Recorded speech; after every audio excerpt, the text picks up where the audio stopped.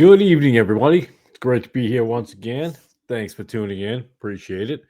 All right, we're going to be doing the first of who knows how many episodes of the influence of Westcott and Hort on the modern Bibles. We're going to do verse by verse. We're going to go through a lot of when I say verse by verse, I don't mean Genesis 1:1 all the way to Revelation. We're going to pick certain ones I think that are important and how they've influenced the modern Bibles and have changed them. If you were able to watch my video last night, you'll see, or my last video that I put out, you'll see that 125, Matthew 125, which we'll be doing this evening, didn't even match from the internet Bible or the internet software to paper copy. So we're going to pull the screen up here. I'm going to look over here because I've got it on a different screen. Let's see if I can pull it up here. Let's see. There it is. There it is. All right. As you can see, it just titled it The Influence of Westcott Hort on the Modern Bibles. Pretty much that simple. Now, we start with the very first one, which was Westcott and Hort, right? Revised version. That was theirs. That was based on them, 1881, using their New Greek, the original, or I'm sorry, their version of the original Greek. Give me a break. And the revised version reads, which, by the way, I do have that right here. I didn't take them all out. I'm not going to show you each one by one, but revised version 1881, and knew her not till she had brought forth a son, and he called his name Jesus. This is where we begin the A son. Firstborn is in Matthew, Geneva, Tyndale, Bishop, all the way back, all the bit to Wycliffe, even back to the Wessex Gospels of 1175. So suddenly, none of them had the Greek. But now Westcott and Hort, well, they got the original Greek. But if you know the story of Westcott Hort, there are videos you can see out there that cover the Westcott and Hort situation very well. I think Chris Pinto has got a couple out there that are real good on that. But you can see right away it's now changed to Westcott and Hort. Now you move on to Darby version, 1890. And if you see what it says what? And knew her not until she had brought forth her firstborn son, and he called his name Jesus. Now I left it in. I left that in there because it turns out that they use Westcott, but they also use the TR. Isn't that weird? So he tried to kind of mix it up a little bit. So I left it in there on purpose. American Standard Version. This is the part of the whole lineage. But what does it say here? And knew her not till she had brought forth a son, and he called his name Jesus.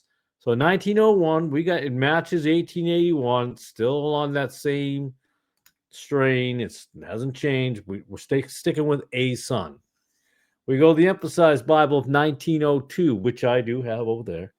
And knew her not. That's another thing I want to tell you. Most of these Bibles I do have. The ESV I no longer have. I have it in Scripture on another video that I did a while back comparing ESV and the King James, and that unfortunately that in ESV got damaged. I don't know what got spilled all over it, so I'll have to get another paper copy at some point.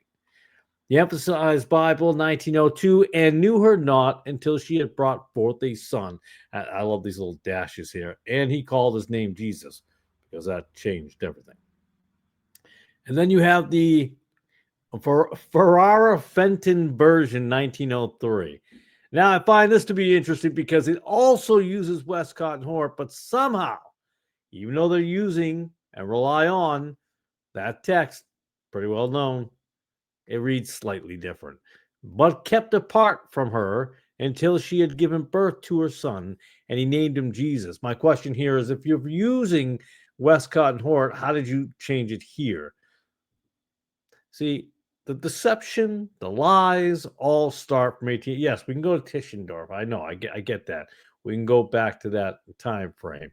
But I'm saying, as a modern Bible solidified in the 1800s, this is what you're looking at. Yes, it's all based off of German rationalism, and we could talk about the Oxford movement, but I'm sticking with these scriptures, so you'll see the chain. And the revised version of 1946 came out, and that is the but knew her not until she had borne a son, and he called his name Jesus. Now the revised version is very happily an ecumenical Bible. Both Protestants and Catholics are allowed to use this Bible. Isn't that nice of the Catholic Church to say, hey, this is a good book for you Protestants as well? We accept it. Now we have Bible in Basic English, 1949. I don't have this. I did not know about this particular Bible till I did some research on it. So I have very little to talk about with this, even though it does rely somewhat on the Westcott Hort. And he had no connection with her till she had given birth to a son, and he gave him the name Jesus. Now we have, and he had no connection with her till, what is that, connection? Are you dating? Are you online? I don't know what that means.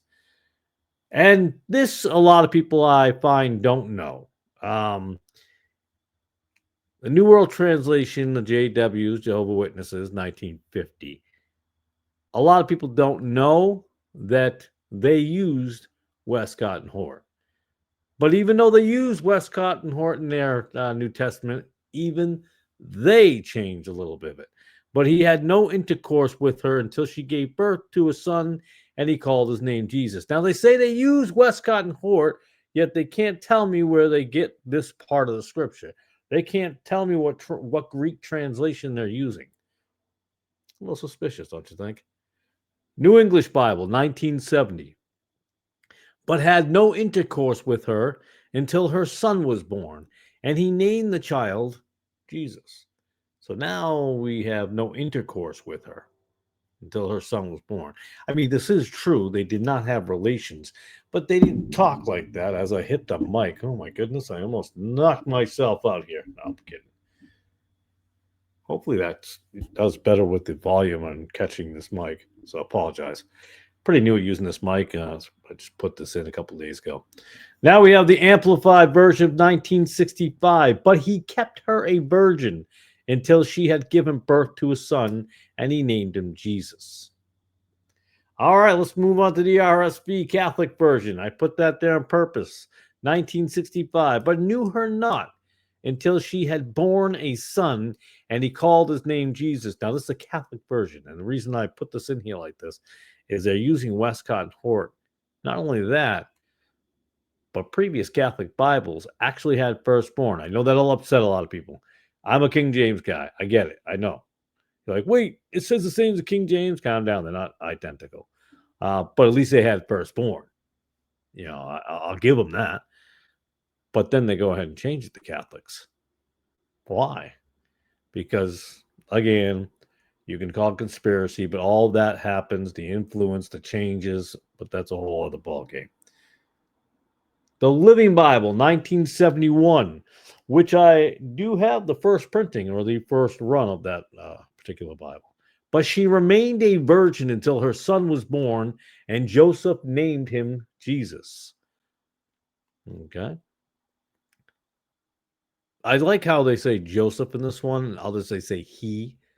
So where's the translation to that? Are we just making this up? I mean, is this the original Greek? Interesting. Now you have the New American Standard Bible, 1973, which again, I have that as well. And kept her a virgin until she gave birth to a son. And he called his name Jesus. Now, I want to back up here. Let's go back up to, I can't remember now which one. But he kept her a virgin until she had given, that's 1965. And now you got the New American Standard Bible. Okay.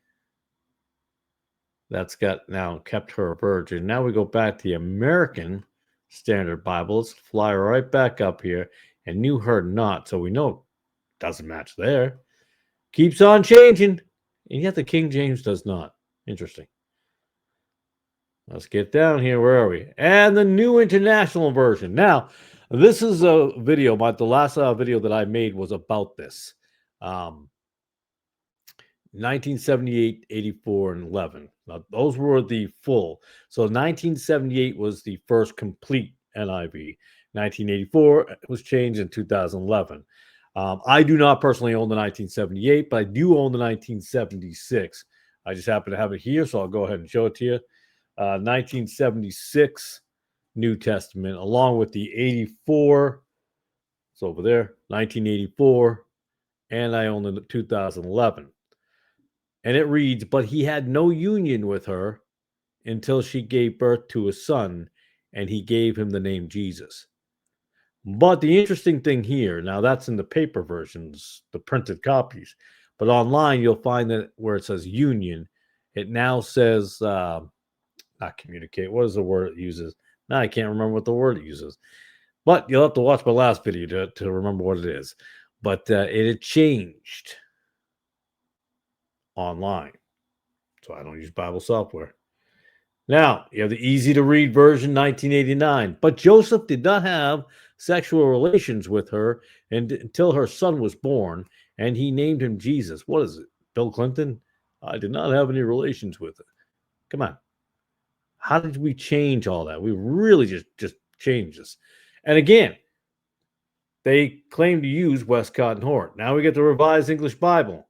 But had no intercourse with her until her son was born, and he named the child Jesus. And I know a lot of people saying, well, wait a minute, if it keeps on changing, it's not Westcott and Hort.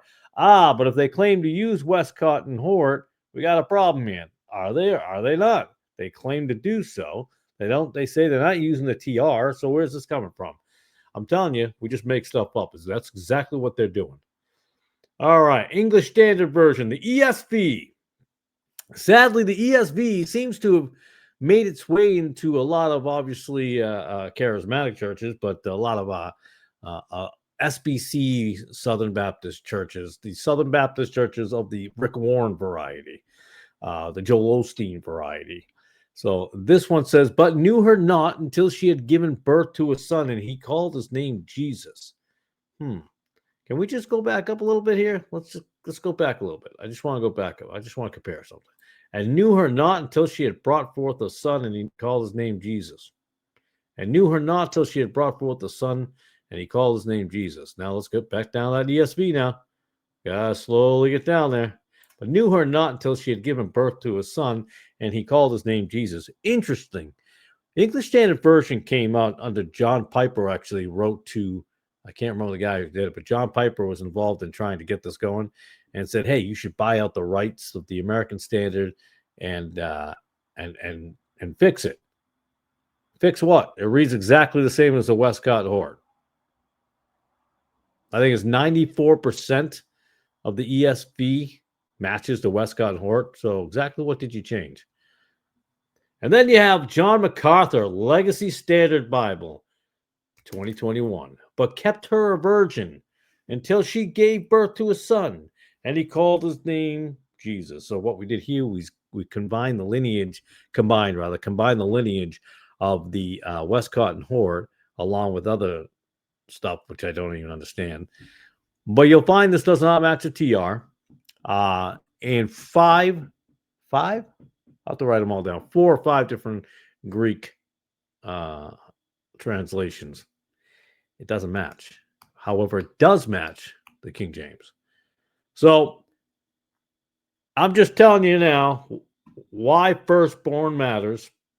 And you'll see a lowercase s and an uppercase s. It wasn't me wanting to print that way. That's just the way it's printed in the actual Bible. That's just the lettering that they have there. That's why I got the little parentheses there, because that's the way it is written. I try not to change nothing. But you have to see the very important thing here, firstborn. Why is that important? People say, okay, we know it was Mary's son. He was more than just a son and the son only. And he was the firstborn, by the way, because who are those other people at his murder? Crucifixion, sorry. Who are they? Oh, they're cousins. They're stepbrothers and stepsisters. My favorite one was stepbrothers and stepsisters or whatever. I'm like, okay, what? And yet they failed to mention Joseph had other kids? Don't be ignorant. I'm sorry. I know it sounds like a rude word to say, but come on. You look for evidence, right? Some people, well, I need to see proof. I mean, what proof do you need? I mean, you could see how it keeps on getting changed and mutilated. Oh, but they keep finding new parchments, new this, new that. Oh my goodness! But yet, let's go back up here now from 1881, and knew her not till she had brought forth a son, and he called his name Jesus. And we go all the way down to ESV 2001. What is that? 120 years, right? Am I got that right? 120 years? Exactly the same. 140 years? Almost identical. Hmm. I love it. She's not a virgin either, by the way, but knew her not until she had given birth to a son. You don't find that peculiar? You leave out virgin? Why? Why are we leaving out virgin? Why? Why is it left out? Westcott Hort. All right. I'm over 15 minutes. I was actually hoping to keep that under 15 minutes. I appreciate your time as always. Thank you for listening and following along here. I will have more coming out. I'll try to do the best I can. I know I'm also working on the 1611 to 2025 King James differences, or the percentage changes, which was nearly nil rather. All right, without going on and on and on, I appreciate you tuning in as always, like I just said. And with that, I'm going to go ahead and try to take that out of there. Oh, there's my my ugly mug. Thanks. I do appreciate your time. I do. I hope this has been helpful in any way to understand that, especially those who are reading modern Bibles. I hope you know that you've been lied to. When they say, "Oh, we found new what?" You still match up. Where is the paperwork here? This is some older paperwork that I got to go through, and I was hoping to find the percentages on here. I may not have them on this particular paperwork. I have all types of paperwork. Yeah, I mean, just for example, the Luke 128 matches the ESV, the RSV, the NIV, the NASB, the NRSV. They all match perfectly with the Westcott Hort. Oh, and Legacy Standard Bible, Luke 128 looks like. Shouldn't that bother you a little bit? Oh, but all these scholars what? They all match up. And the ones that are using Nestles is using Westcott. That's what you have to understand also. If you're using the Nestles, you're using Westcott. Where do you think the foundation is? All right. I'm finally going to say goodnight. I'm going to go ahead and hang up. I got to look way over here to the end recording button instead of putting it over there so I can read it. I got to figure out how to do this better on the screen. One of these days, I'll get a little more technologically advanced. With that, I tell you, God bless and have a beautiful evening.